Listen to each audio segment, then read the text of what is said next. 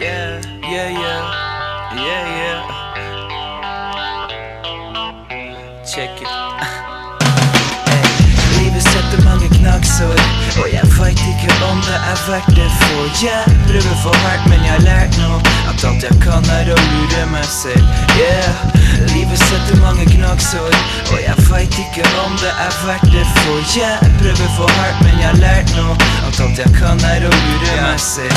Yeah, de sa at ingenting var mulig, jeg så muligheten. Eller kanskje det bare var meg som lurte meg til å si det. Jeg ville alt med, alt var en bitch, bruker så mye time.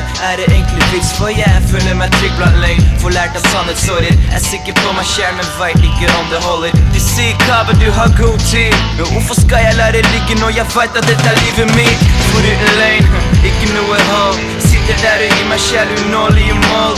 VG topp 20, 50 000 solgte. Vet jeg livet til meg selv, men det holder meg gående så. Livet setter mange knaggsår, og jeg vet ikke om det verdt det. For jeg prøver for hardt, men jeg har lært nå at alt jeg kan å lure meg selv. Yeah, livet setter mange knaggsår, og jeg vet ikke om det verdt det. For jeg prøver for hardt, men jeg har lært nå at alt jeg kan å lure meg selv.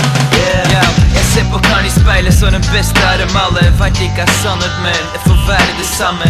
Løgn tenner meg, det motiverer meg. Jeg legger med ild, brorsan, til dagen jeg brenner meg. Realiteten en labyrint. Vi løper rundt og kjær på jakt til lykke, men hopper jeg litt inn. Så hva hvis vi bygger opp en løgn? Vel greit det, så lenge man ser håper man får løgn.